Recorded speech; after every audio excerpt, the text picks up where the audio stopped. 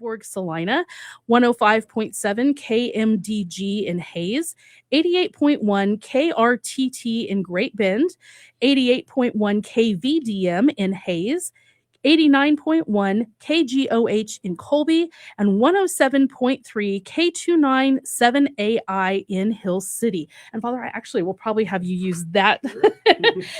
That's okay. That mic is a little bit easier.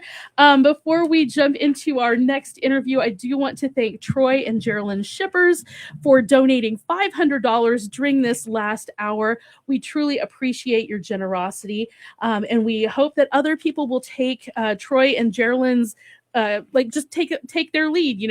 Help us to continue raising that money for Divine Mercy Radio. Before we get to our next interview, we have a new trivia question. So for the top of the 9 o'clock hour, which of these is an archdiocese in the United States?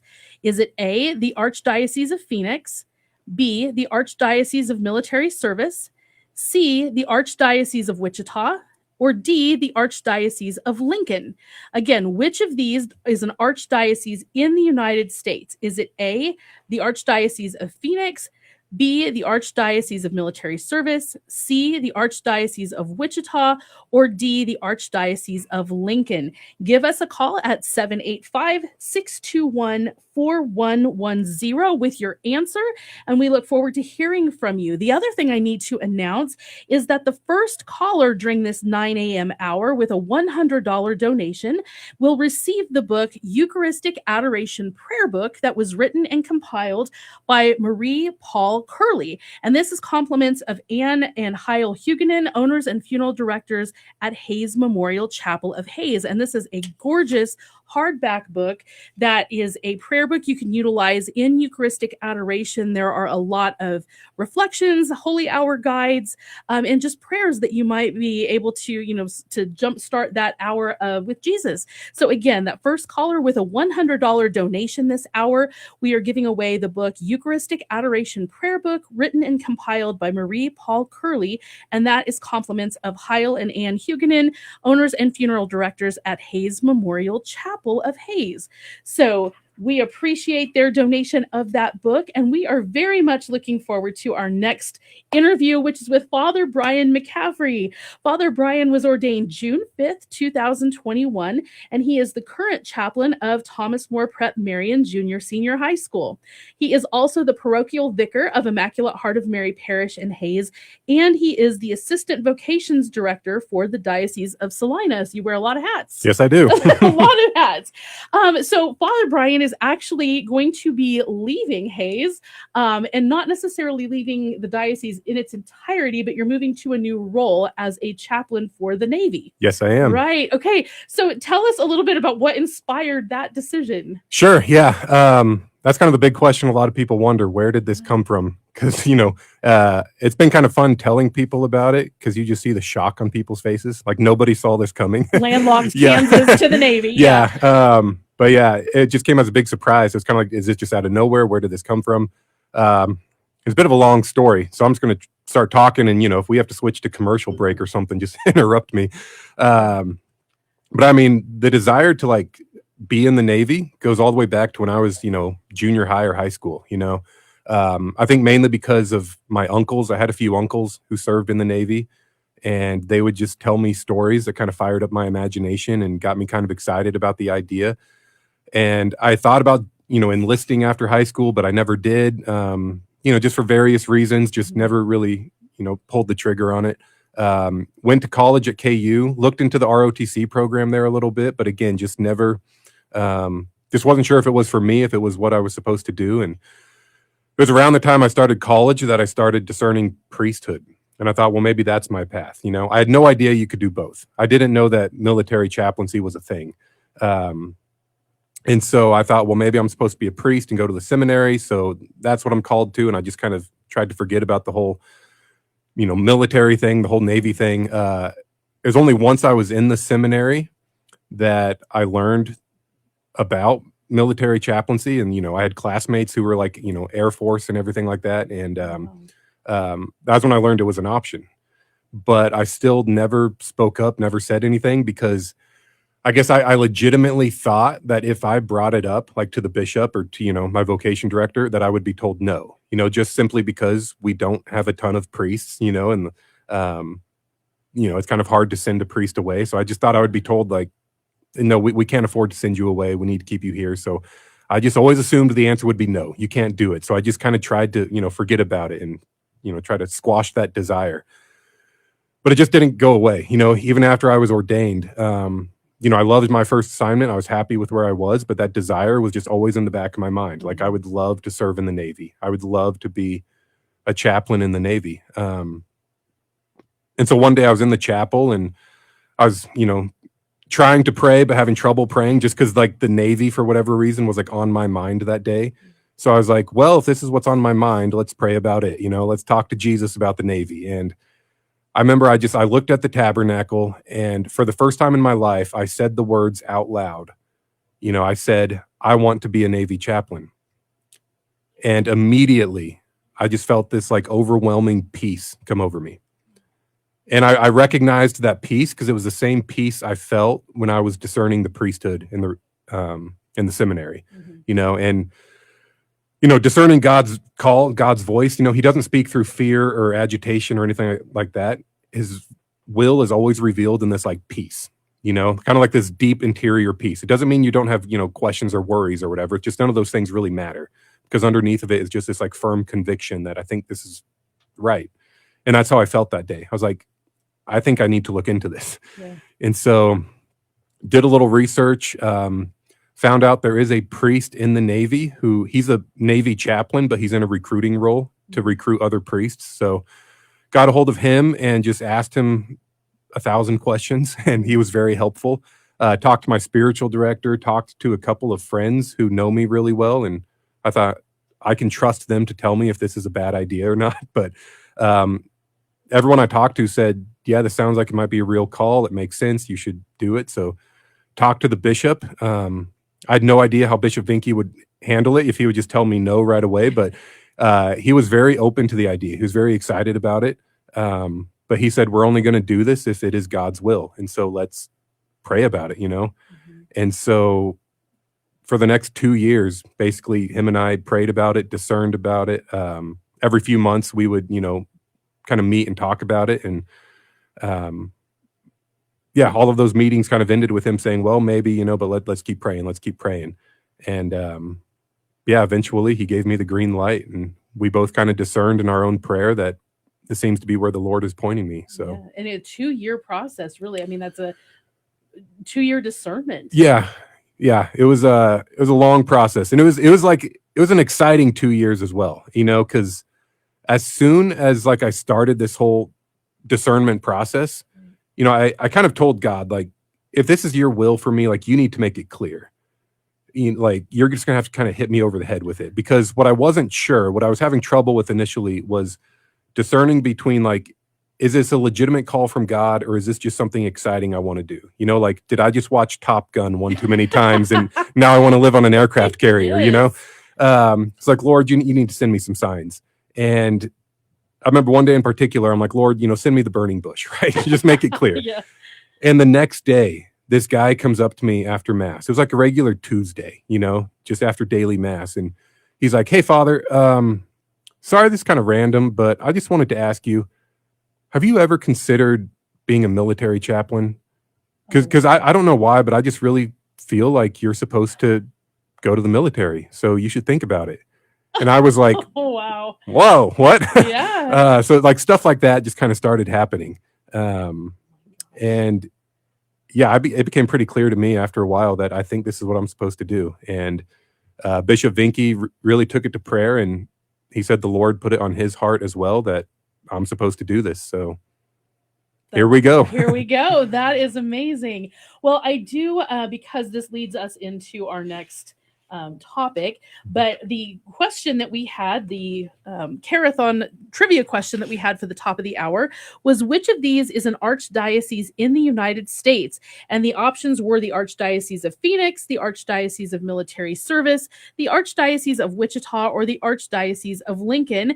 And you are going to be moving into serving in the Archdiocese of Military Service. That's right. Right. Now, how does this work? Oh, and I should say that Alice Fox won the trivia question, and she also made a generous donation of $250 on top of her monthly donation. So Alice, thank you so much, and we will get your name in the trivia question hopper for the end of the day drawing. We also want to thank Mark and Cindy Washburn, who donated $500, and they won our book for Eucharistic Adoration, the Eucharistic Adoration Prayer Book. So thank you so much, Mark and Cindy. We really appreciate your donation. We really appreciate your support of this radio station and all that we do here. So as we move back into our conversation with Father Brian McCaffery about his move to serving at sea, Archdiocese of the Military, I know this wasn't exactly on our list of questions that we would talk about, but how does this work? Are you still considered a priest of the Salina Diocese, or how does that work? Yes, so I remain a priest of the Salina Diocese. I am incardinated, as we call it, with the Salina Diocese. Okay. The Archdiocese of the Military actually does not have any priests of their own. Every priest serving in the military is a priest of their home diocese or religious order. They are just kind of on loan, to the military. Sometimes, they're only on loan for 3 years. Sometimes it's a career, they're gone for 25 years. But I remain a priest of the Salina Diocese. I still have my promise of obedience and everything to Bishop Vinke. Mm-hmm. He's just releasing me to serve in the military. Okay, so what kind of preparation, training? I mean, are you considered a civilian? When you go in, are you considered an officer? Like, how does that work? Yeah, as well? I'll be an officer. Okay. Yeah. I'm actually getting ready to commission next week, which means I'll swear the oath and, everything. And I'll officially be a lieutenant junior grade in the United States Navy. So, which is something I never thought I would be. Just add one more title to your your resume. But I won't be like a civilian contractor or anything. I will be full-fledged card-carrying member of the military. Naval officer. Which means I have to go through training and everything like that. And do you go through the same basic training as other naval enlistees? Or? So the training I go through, it's so I'll have 3 months of training later this fall. The first part of it is called ODS, which is Officer Development School. And it's a 5-week training program for basically chaplains, doctors, nurses, psychologists, like a lot of the officers who are non-combatants, right? So not trained for combat. And so, all of us were already trained in our particular field. We just need to be militarized, learn about military life, learn how to march and salute and all of that. So 5 weeks of that. And, but yeah, it's still going to be military training. I think it's a little easier than like the typical boot camp experience, but it's still, 4 a.m. wake up, 5 a.m. PT, getting yelled at, everything just like you see in the movies. Oh my gosh. Yeah. Yelling at a priest. Yeah. I can imagine that's going to be a little bit different. Well, I'm bring it on. Okay. But yeah, we also get to learn other things. Like I think around the 3rd or 4th week, it gets pretty exciting because we do a lot of the like emergency protocols on ship. Like we'll get a crash course in firefighting. Because if there is a fire on the ship, like you can't call the fire department, right. You're it, So we have that. There's something called the wet trainer, I think, which is a simulation of like if there's a leak on the ship. So basically they lock you in a room and the room is slowly filling with water and you got to figure it out, find the leak and stop it, Oh my gosh. So that gets pretty fun. Yeah. So we do all of that for 5 weeks. And then the next 7 weeks will be like chaplain school. It has a more official title than that, but that's what we call it, chaplain school. And that's basically where I learned how to be a chaplain in the context of the military.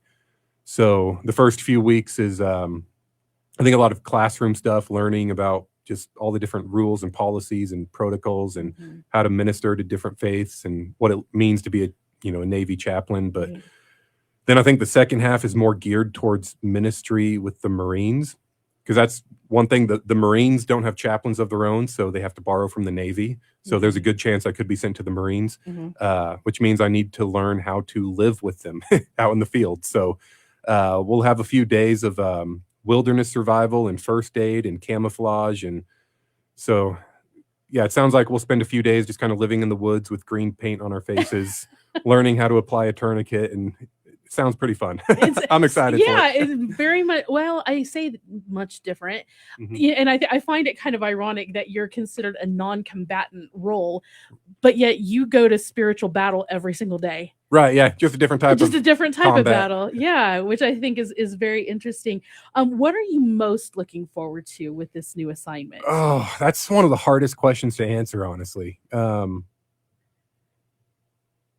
Like in a way, I'm just excited for all of it. You know, like I know Yeah. that's a terrible answer, but No, like it's I'm just excited to see where I end up because like you know, a year from now, I could be on an aircraft carrier somewhere in the South Pacific. I could be on um, a base in Japan. I could be with the Marines, you know, somewhere else overseas. You know, like I have no idea. So it's just kind of like the adventure of it. I'm just looking forward to, you know, getting to see the world. You know, do ministry in this exciting context that not many priests get to experience. yeah.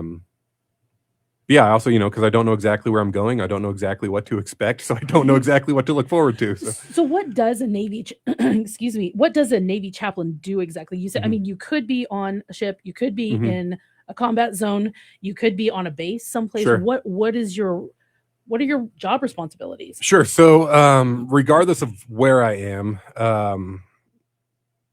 the one thing that's kind of common for any assignment is what's called I think the four tenets of chaplaincy, or the four kind of pillars or whatever you want to call them. And they are provide, facilitate, care, and advise. These are the four things that chaplains do. And so, what they each are is provide is providing religious ministry to your particular faith group, which means as a priest, basically doing all the things a priest does, right? Saying mass, hearing confessions, you know, doing OCIA classes, Bible studies, whatever, you know, doing priestly ministry. Yeah. So that's provide. Facilitate is facilitating for the religious needs of other faith groups who may not have their own chaplain. So, for example, you know, if I'm on a ship, there might be some sailors who are Jewish, and there might not be a Jewish chaplain. Well, I am not Jewish, so I cannot lead Jewish prayer services or anything like that, but I can give the Jewish sailors what they need, you know, prayer materials, books, you know, a scheduled time and space, whatever they need to do their own lay-led services. So that's what facilitate is, kind of facilitating for the religious needs of other faith groups. Care is just kind of providing care to anybody and everybody, you know? I mean, this is something we can do to anybody regardless of belief. So, you know, encouraging people, meeting with people, providing counseling, just getting to know people, making them feel loved and valued. That's care. And then finally, advise is sometimes chaplains will have to advise um, those who are up the chain of command, like the captain or the admiral, just advise them on certain things concerning, you know, if policies are going to affect the religious freedom of sailors, or, you know, just war is a big topic right now. Yeah. Chaplains are getting involved in some of those conversations, just stuff like that. So sometimes I'm in an advisory role to the captain or to whoever's in charge. So those are like the four main things chaplains do. But then, of course, if I'm on ship, you know, I don't know exactly what I'll be doing all day. Meeting with people, walking the ship, getting to know people. But like if I'm with the Marines, like, you know, I could be sent out into the field with them. I could be sent into combat with them. And if, you know, if that's the case, I'm there to support, help treat the wounded, stuff like that. So like the particulars can change on, you know, based on the assignment. If I'm on a base, I'll also be working with like the families of the sailors and might have to do a lot more, you know, marriage prep or OCIA, you know, family. Have you Yeah. been given any indication of how long, I mean, let's say you start out on a base. Mhm. Have you been given any indication as to how long you might be in a particular place, or does that change always? Yes. So every assignment is about 2 to 3 years. I think if it's like a sea assignment, like if I'm on a ship, it's 2 years, but if I'm on a base, it'll be 3. maybe 2.5, something like that, but 2 to 3 years, and then we get moved around. Okay. And I mean, because this is you're wearing these dual hats now, Uh-huh. with priestly duties and the military. What people enlist for a certain number of years. Mhm. What does your enlistment length look like, and do you then have to question Bishop Vinky and Mhm. say, hey, can I look Right, like? so it's initially a 3-year commitment, with the option to stay on longer, and it sounds like most priests do stay on longer, some will do their 3 years and then come home, some stay for 5 years, 10 years, some do a full 20 and then retire. Um, but I'm definitely in for 3 years, and then after that, it does involve kind of a discernment with Bishop Vinky, "Hey, can I stay? Do I need to come home?" Yeah. Um, yeah. Okay, excellent. Well, I am going to break in here and just remind everybody that today we are sitting here talking with Father Brian McCaffery about his call to serve as a priest in the Archdiocese of the Military. And he is going to be leaving Hayes for naval service here in the next few weeks. So I know that that's going to leave a huge hole at TMP, and they're going to miss you for sure. But while we're talking to Father Brian, he is one of our amazing guests for this week, these last 4 days of this week, during our carathon, which the theme is Behold, I Make All Things New. Again, we have a carathon goal of $125,000. So we ask that you please prayerfully consider helping us reach that goal. You can make a donation by stopping by our office. You can also give us a call at 785 621 4110. Again, it's 785 621 4110. Or you can donate online at dvmercy.com. You can also check out the thermometer at dvmercy.com that shows you just how well we are doing in terms of our goal to raise that $125,000. If you do feel so called to make a donation, please understand that we do have some matching funds available. We started out the day with $30,150 in matching funds that was provided by a very generous group of individuals and businesses. So anytime you call in the next couple of days until this pool of money has been used up in its entirety, you can actually double your donation. So if you donate $100, it'll double to $200. If you donate $500, it will double to $1,000. So make use of that money, please, and prayerfully consider what you might be able to donate to Divine Mercy Radio as we strive to raise that $125,000 to keep us on the air.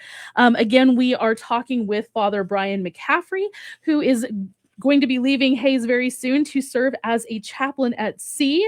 Well, maybe at sea. We don't know. It might be a naval base, but serving as a chaplain in the Navy. So in terms of, I know you said it's not that much different ministering to people in the Navy or in the military from what you do now as just having parishioners and such, but these individuals are in a unique position because they are away from home. Right. They are facing, for many of them, traumatic events as war and conflict brings about. But there's also, loneliness and stress and all of those various things. So how do you feel you are going to be utilizing your skills as a priest, your gifts, to meet the needs of those individuals? Sure. I mean, one of the big things is just kind of being a stable presence for them. I think that's what they kind of need. Just being somebody that they can kind of rely on and go to, who's going to listen to them and makes them feel heard and valued and stuff like that. Because the stress of deployment or trauma, whatever, like I can't make that go away. If you're stressed about being stuck on the ship for 9 months, I can't make that go away. But I can listen to you. I can make you feel heard, understood. Maybe give some advice. We'll see if I have any good advice. So I think that's one thing, just being with them. And also just, living life with them, kind of suffering with them in a sense. One of the heroes for Navy chaplains is Father Vincent Capodanno. Not sure if you're familiar with him, heard, but yes, Navy chaplain who went to Vietnam with the Marines and was killed in combat there. His cause for canonization is open right now. But he just lived with the Marines. They called him the Grunt Padre because he just lived with the grunts. The grunts is a term that Marines sometimes go by. But he just lived in the mud with them, and he was a very like clean, tidy person. He didn't, his shoes were always shined, his hair was always immaculate. But once he was with the Marines, he just became a Marine, kind of like St. Paul saying, I became all things to all people. And so he's kind of a good role model for military chaplains, just become a sailor, become a soldier, become a Marine, just live with them, suffer with them, kind of live in solidarity with them. And that gains a lot of credibility, and they know they can trust you. They know you care, and that'll go a long way. Right. How, when you look at the environment that you're going into, it's high stress. It is potentially dangerous depending upon where you're going to be located. How do you bring Christ into those environments? Sure. Well, I think going back to what I said before, just kind of a stable presence, try to stay calm, Yeah. If it is a high stress situation or a combat scenario or something, I mean, they all might be looking for somebody who is not losing their mind. So if the chaplain can be that, then all the better. Also, just as a priest, I mean, just as a priest, we are ontologically configured to Christ, so we do, just by the nature of the priesthood, bring Christ wherever we are. But then also, this wouldn't be in the middle of combat, but just providing the sacraments, even if it's on a deployment or in a, dangerous scenario, whatever, there's still opportunities to say mass, hear confessions.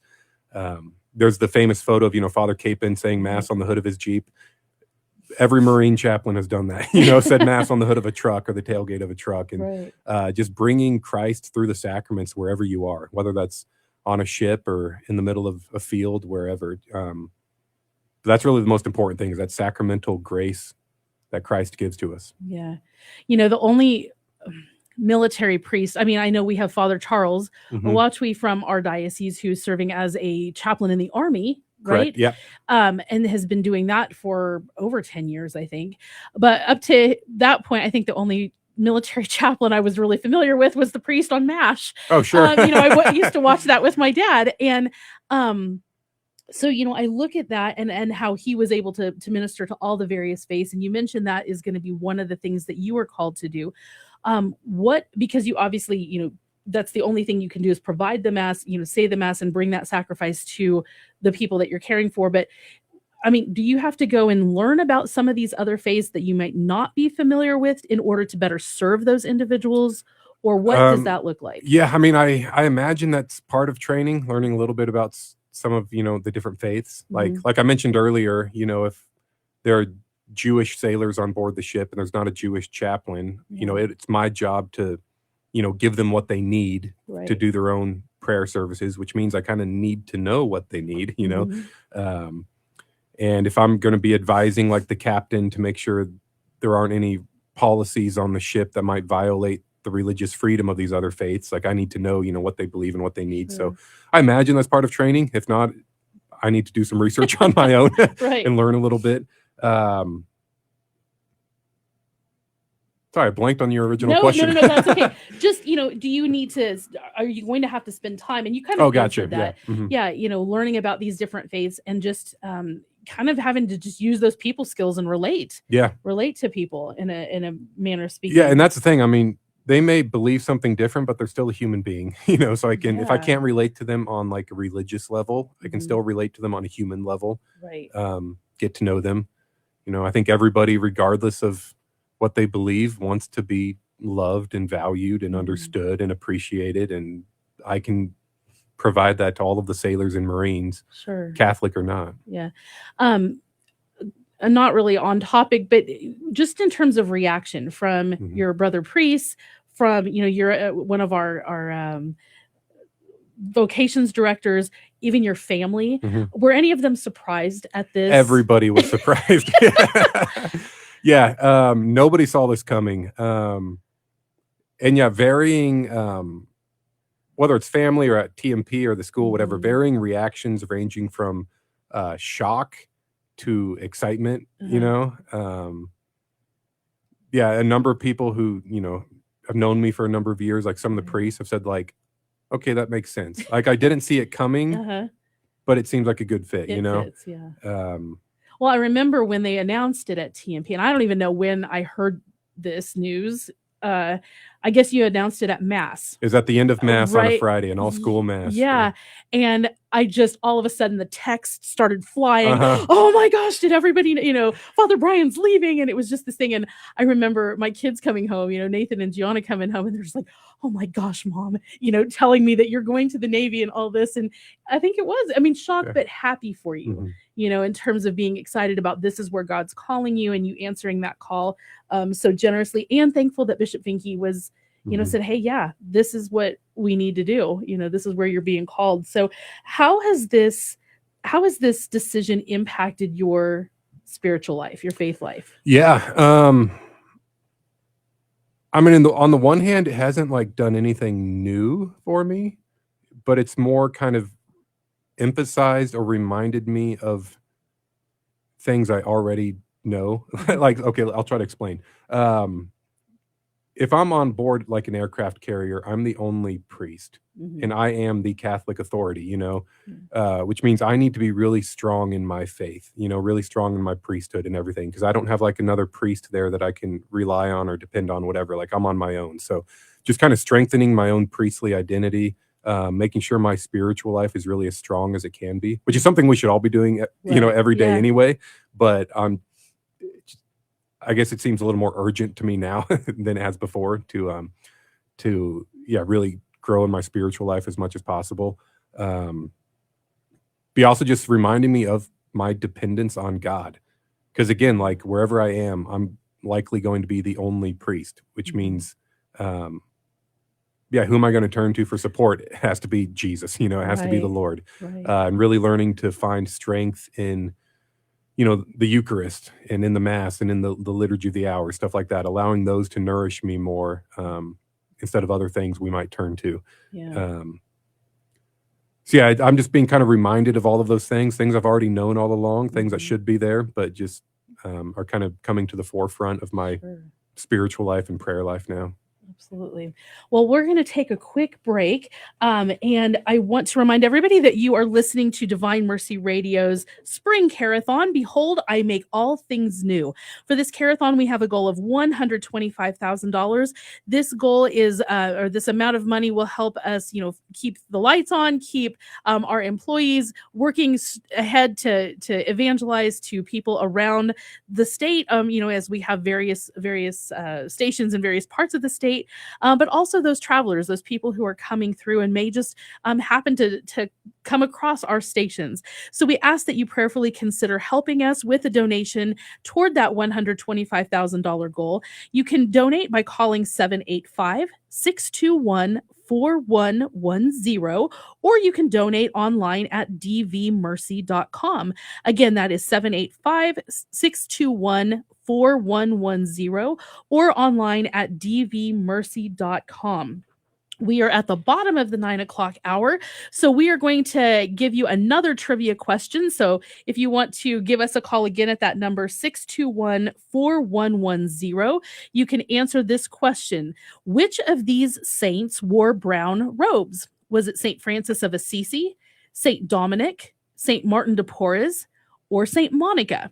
Which of these saints wore brown robes? St. Francis of Assisi, St. Dominic, St. Martin de Porres, or St. Monica. So give us a call at 621-4110 to answer that trivia question or to make your pledge. Additionally, you can text 621-4110 if you have a question for Father Brian or for any of our guests throughout the day. You can just send us a text with your question and we will get that on the air and get that answered for you.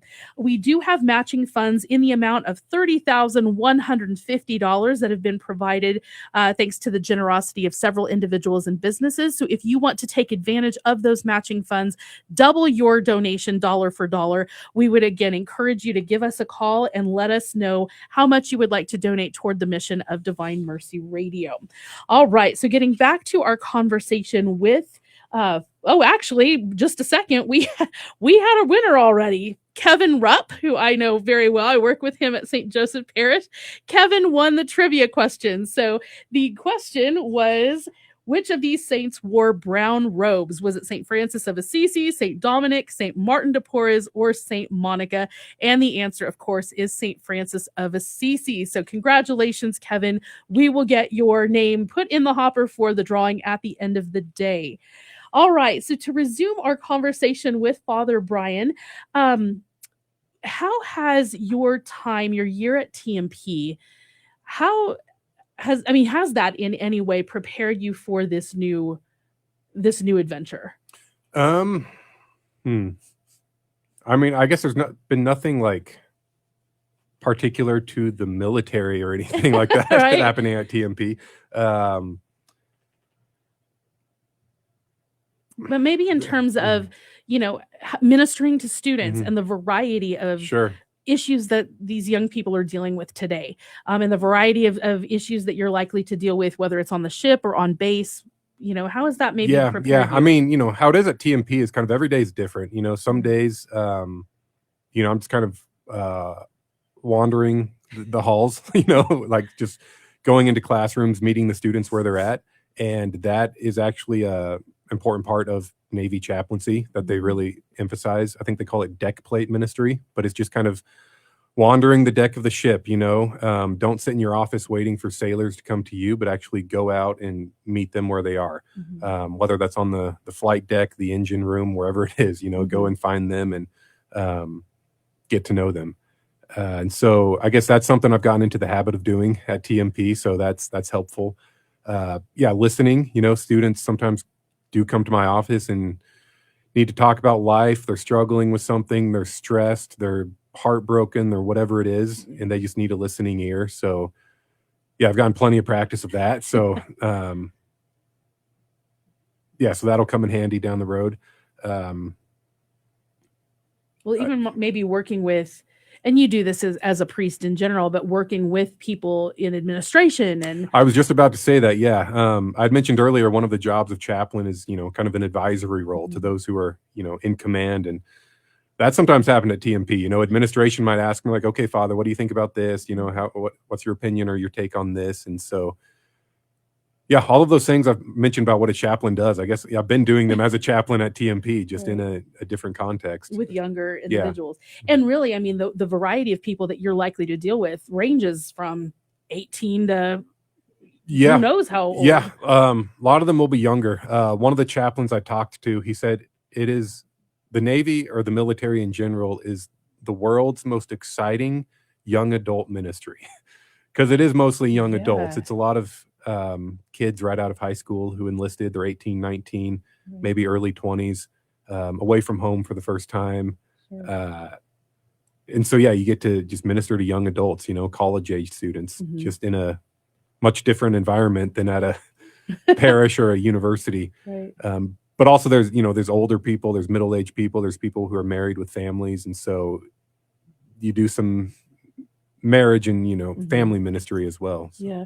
So in your conversations with other chaplains, mhm. because the military is so transitory in nature, you've got people moving in and out all the time. Mhm. How does that affect how you provide things like OCIA or sacramental prep or any of those things? Do you have any idea what that Yeah, looks like? I mean, I don't know for sure, but some of the stories I've heard is, it doesn't always follow the traditional model of like, okay, we'll start OCIA in the fall and we'll Right. get you confirmed or baptized at Easter. Yeah. Sometimes that does happen, but sometimes things have to be accelerated a lot, because somebody has orders to deploy and Right. they're not going to be around for Easter. Yeah. And so it sounds like sometimes there are a lot of phone calls and emails back to the chancery of the archdiocese for the Uh-huh. military saying, "Hey, I have this case. Can I get permission to do this confirmation? I need to speed this up." Or so it can sometimes get kind of hectic, I think. But Mhm. um, yeah, you just kind of have to be creative with the schedule and with the timing and do what you can. Sure. And I would imagine that as a priest, because you have things like, you need hosts, I don't know if they Hmm. allow wine Yep. or, Hmm. you're also going to need the sacred oils and all of those things. Do they just provide that for you Yeah. or? So yes, all of that will get provided wherever I'm at, Mhm. and wherever I am, there's like a religious ministries department. So, Okay. for example, if I'm on a ship, I think there's usually 3 chaplains like on an aircraft carrier, like Right. 3 chaplains. One is a priest, the other 2 would be non-Catholic. And but then also in the department is a position called RPs, which is Religious Program Specialist. And that's an enlisted position, so they're not officers, but they're basically the chaplain's assistant. So they help organize, religious services, prayer groups. They help schedule things like that. They help with the ordering of hosts and wine and everything you need. They kind of act like sacristans, setting up for Okay. mass, everything like that. And then if you're in combat, they're the chaplain's bodyguard. So Oh! that's another job that they have. Okay. Yeah, if you're ever out in the field or anything like that, the RP goes wherever the chaplain goes, and they are armed and trained for combat, so Sure. they protect the chaplain. But yeah, so all that being said, the religious ministry department on a ship or on a base has a budget and offices and everything you would kind of have in a parish, and so they order the stuff you need, and yeah. Yeah, fantastic. What challenges? I mean, I know you've done a little bit of research, Mhm. you know kind of what to expect in terms of PT and getting all of that kind of stuff. But what challenges are you anticipating coming your way and serving in the military Sure. archdiocese? I guess on the one hand, on a personal level, just the challenge of transitioning from civilian life to military life, especially since I have no prior service in the military. I did not grow up in a military home. Uh-huh. I just had the uncles who would tell me stories. And so it's going to be a whole new way of life. And so that's going to be a challenge. And because it's a completely different culture. Sure. And so you have to learn a whole new way of doing things, history, traditions, a whole new way to dress. Some people have wondered, what am I going to wear? The uniform. Yes, I will not be wearing the priest garb, the clerics, the Roman collar. I guess like the Roman collar, the clerics, this is going to become my like civilian attire. So I can wear it off duty. But whenever I'm on duty, no, I'll be in the same uniform that the Navy wears, or if I'm with the Marines, I'll wear the Marine uniform. So that's just going to be different wardrobe. Yeah. I know. I mean, I'm used to wearing the same thing every day. It's just switching to a different outfit. Different color. Yeah. I know different my color. kids, Gianna, she's always like, Mom, I think that Father Brian's favorite color is black because he's got a black coffee cup, all of it, black backpack, pullover. black car, Yeah. black. So this is going to be new. Yeah, I'll be wearing like green and blue for the first time. So yeah, all of that's new, but yeah, new language. I mean, obviously they speak English, but Right. There's a whole different way of talking, and vocab terms and acronyms and all this stuff I have to learn. Symbols and Alphabet everything like that. soup. Yeah, new way of telling time. Military Yep. time. Just making that adjustment. So, yeah. So just all those little things are gonna take some getting used to. Sure. I'm sure I'll make some mistakes along the way. So I guess that's one thing. Other difficulties, just being away from home, being away from the diocese. Yeah. That'll be difficult, especially since, like I said, there's a good chance wherever I'm at, I could be the only priest. Mm-hmm. And it really depends on my assignment. Like I was in San Diego over spring break, visiting the base there and visiting the chaplains. And there are 5 priests in San Diego, 5 Navy chaplains. Oh, wow. And some of them are with the Marines, some are on ships, some are, on base, but like they're able to get together. But I talked to another priest. He was stationed in Japan, and he said the closest priest was 800 miles away. Oh, wow. Yeah, which means if he wants any sort of priestly fraternity, if he wants to go to confession, like anything like that, it's 800 miles away. And so, there's that challenge, Yeah. Not having the priestly fraternity that I'm Sure. used to having here in the diocese. And how many priests did you say the archdiocese has? Do you know? Oh, I'm not sure total. In the Navy, there's roughly 50. Oh, okay. Yeah. But for the whole Navy. For the whole Navy, 50 priests. Yeah. I'm not sure, the other branches, how many they have. So yeah, I just know roughly 50 in the Navy. I think there are 6 of us who are joining this year. 2 of us have been accepted already. Another 4 are in the application process, but God willing, I should be going through training with 5 other priests, which will be great. So yeah. I think priest numbers are going up in the military. yeah, we still need more. Yes. Well, and let's transition for just a second away Mhm, from this talk about military stuff to your work as a vocations director. mhm, What are we looking at here? Because, we have always been, or for the last several decades, have been talking about this shortage of priests, mhm. but we have a lot of guys in the pipeline here. Yeah, we're at 14 or 15 right now. I should know the exact number. Yeah. But yeah, our numbers have gone up this year for sure. Usually we don't have like 7 or 8 guys in the seminary, Mhm. and we're still, ordaining like one guy a year. But hey, we're ordaining one guy a year. I mean, Right. we had 3 last year, Yeah. one this year, one next year, and I think we'll continue that trend for a while. So I can't take any of the credit for it. Father Andy Hammocky, as the vocations director, he does, 99% of the vocations work, and he's done a great job with it. And, a tree by its fruit, and his work is bearing good fruit because our Mhm. seminary numbers have gone up. Um, and there seems to be a lot more interest in the seminary, in the priesthood. And Right. So you've talked a little bit about you going from the priesthood to the military. mhm, What I don't know if you have any just anecdotal stuff about the guys from the military. I mean, are any of them called into the, I mean, like we have Father Rich Days, Father mhm. Leo Blasey, those guys, where you're seeing some of the opposite trend happening where Sure. they're coming out of the military and saying, you know what, I went into physical battle, but now I want to do spiritual battle for my flock, and becoming a priest. Sure. Yeah, that happens too. Okay. In fact, I'm forgetting the diocese that he's from. I was on a seminary visit last year, to Denver, I think is where I was, visiting our guys out there, and just Mhm. was meeting with some of their classmates and everything. And one of the guys, I think he's Army, but he was in the Army, discerned a call to the priesthood. So he's Wow. still in the Army, but he's, in training right now, or reserves or whatever, but he's in the Uh-huh. seminary right now so that he can go back to the Army as a chaplain. And Okay. so, yeah, you do see that. I'm not sure how common it is, but it definitely happens. Um, yeah, you see people in the military joining the priesthood to be chaplains. You Mhm. see seminarians going through the seminary, co-sponsored by their diocese and by the archdiocese of the military. Okay. In fact, one of our guys, Holden Kiefer, is doing that right now. Oh, So wow. he's a Okay. Salina seminarian, and he'll be a Salina priest, but he's co-sponsored with the military, and he's Mhm. going to be an Air Force chaplain. So right out of the gate, he's going to the Air Force, or No, will he serve as a? he'll have to serve for 3 years in the diocese before he can go to the Air I Force. see. Yeah. Okay.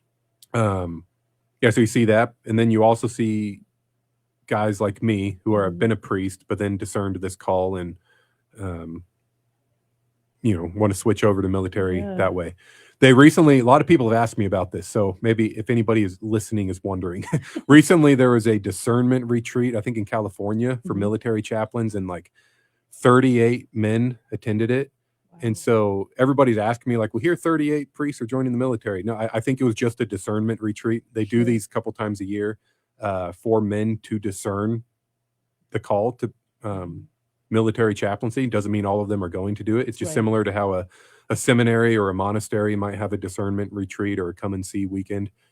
But yeah, I guess 38 men went to it, which is maybe one of the biggest Wow. retreats they've had. Yeah. 38 men showing interest.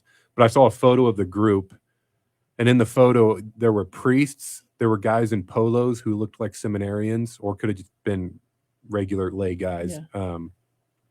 And then there were guys in military uniform. So I'm guessing you had all 3 in that group Uh-huh. of guys already in the military discerning priesthood, seminarians, or even guys who aren't in the seminary yet, just discerning military chaplaincy, and priests who are discerning Mhm. making the switch. Yeah. So yeah, you see all 3. That's amazing. That is amazing. What is your, we talked about challenges. What are your hopes? What do you hope to accomplish? I don't want to say accomplish, Yeah. but it's all God's work. But I mean, what do you hope to see from this ministry? Sure. I'll start with like the selfish thing. I hope to have fun. I hope to have an adventure. This is an adventure. Yeah. I hope to, get to spend time on an aircraft carrier or something. I also hope to go to the Marines. I think that would just be really fun.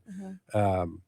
So I just hope to have fun, which I think will happen. Every priest I've talked to who served in the Navy just says how it's the best ministry they've ever done. It's so exciting. It's never boring. It's totally worth it. Wherever you go, it's just a fun adventure. And so, yeah, just excited for that, hoping for that. But I guess I also hope just to guess to be useful, you know. Right. I mean, I'm always hoping to be a good priest, you know, to bring Christ to other people. But so I guess that hope carries over into the military. Wherever I am, I hope I can be a useful and effective instrument of God in this particular context in the Sure. military. Sure. Uh, Timeline wise, I know you gave us, you've got this many weeks of basic training, Mhm. this many weeks of chaplain school. When will they tell you where you are going to be stationed Yeah, not until shortly before I leave. So, before you leave Hayes? or before I leave, I mean, for the military, for training. Okay. So I guess to clarify the timeline, I'm in Hayes until June 30th, Oh, and that's the okay. end of my assignment. I'll have some time off in July to, see family and friends and go on retreat.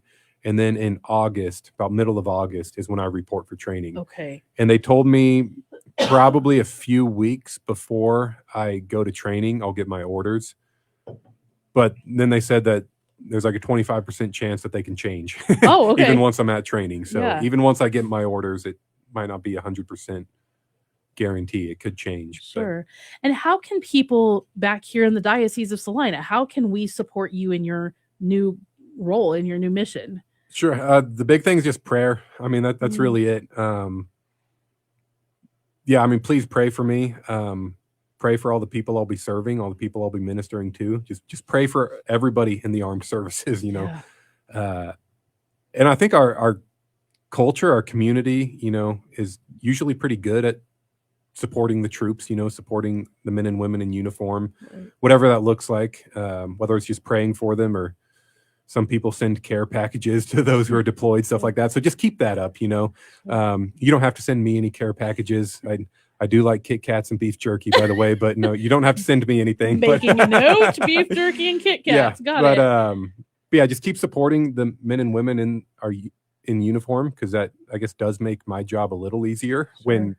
if all of the sailors and Marines know that the people back home are supporting them and loving them. Yeah. Yeah. Well, again, we've only got about 8 minutes left. So as we transition away from talking military stuff, I know you're going to be the keynote speaker for graduation. Is that Yes, right? I am. At Yes. TMP. Yeah. So everybody who's going to be attending TMP, we invite you to come out and listen to Father Brian. What would be? I mean, you don't have to give away all of your messages from that you're going to include in that presentation. Well, I'm still figuring them out. Oh, we're still figuring it out. Okay, well, great. Well, then maybe this will spur some ideas. As you look, you've had an impact on these students' lives, and you've got 6th graders through 12th graders that you've been ministering to this year. What's your message for them? You're seeing firsthand all of the struggles, all the challenges, all of the great things that they're doing and the joys that they're experiencing. What would be your message to them moving forward? Yeah, the one thing I always want to tell all of them is, it was the words of John Paul II, where he just said, life with Christ is a wonderful adventure. And I just wish more people knew that life with Christ is a wonderful adventure. Like, don't try to go through life on your own. Don't be so glued to like your own plans, your own expectations.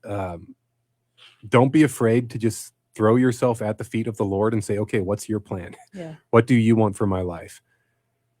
Because, like, I look back to when I was their age in high school, and I looked at kind of my plans for my life and what I wanted out of life. And my plans were so boring compared to what my life has become as a priest, Right. and compared to the direction it's headed. And that only came about because I did, what I just did, what I just said. I knelt before Christ and I said, what's your will? Like, I'll go where you go. I will do what you tell me to do. And it has become one big adventure. So yeah, to all the students, all the young people, but really to anybody listening, just don't be afraid of the adventure. Don't be afraid of whatever, exciting journey God has planned for you, because I guarantee you it's going to be way more fulfilling than whatever plans you're coming up with on your own. Yeah. And I find that too, I mentioned the irony earlier of the non-combatant role with the, coupled with this spiritual battle, that you walk into every day as a priest, but also this idea of, the military is not accustomed to that word surrender. That's a bad word. Yeah. But yet Good point. but it's a matter of surrendering yourself to Christ and to that higher he's got that higher power. He knows what he has in mind for you. Great plans I have for you to, do good things. And so I think that too is one of those ironies. There's a lot of those dual, you're just like, oh yeah, this is at odds with what I'm doing now, but it's nevertheless very important and very appropriate, for your new role. Sure. So, yeah. The military might say, following orders might be better than There surrendering. you go. Yes. I like that a lot. Follow the captain of the ship. Yeah. And I also like the idea that, there's so much of this imagery of Jesus on the water and, whether it's fishermen, whether it's boats, whatever it is, him walking on the water. And, I don't know if there's anything that you're kind of finding like, I'm not there yet, but I know I'm going to find strength in this, whether it's the Gospels, whether it's, any of these things that are related to water, because that's such a huge part of our faith. Sure. Yeah. So the one thing tied to water, there's all the gospel passages, Jesus walking on the water, calling Peter to walk on the water too, so knowing like, God is there even out on the sea, even in the midst of the storm, all of that. The other thing, turning to Mary as, the star of the sea. Yeah. It's one of her titles. Sailors, when they're lost at sea, they have to look to the stars, to find direction. And Mary she is the star. She's the one we have to look to when we're lost at sea to find our way, to find hope, to find direction. And so, just staying close to the Blessed Mother is important. I think I'm also finding strength in the saints as well. Is there a patron saint, excuse me, of military chaplains? Or do you just go? I don't know if there's one particular with that title. I'm sure there is. I should know, but there are a number of military saints. I mean, I mentioned Father Vincent Capodanno, not a saint yet, God willing, hopefully one day. But Father Capon was an army chaplain. A number of saints who served in the army. Like Saint Ignatius of Loyola. And he was even very militaristic once he founded the Society of Jesus, the Jesuits. Like he kind of saw them as God's soldiers, God's Marines. And some of the language he uses in his documents are kind of militaristic. So. Kind of turning to him. Saint Elizabeth Ann Seton. She is most famously known for starting the American Catholic schools, but she is also the patroness of the sea services because she had two sons who served in the U.S. Navy, and so she is kind of a mother figure for Catholics in the Navy, in the Marines, for priests serving in the Navy. That's incredible.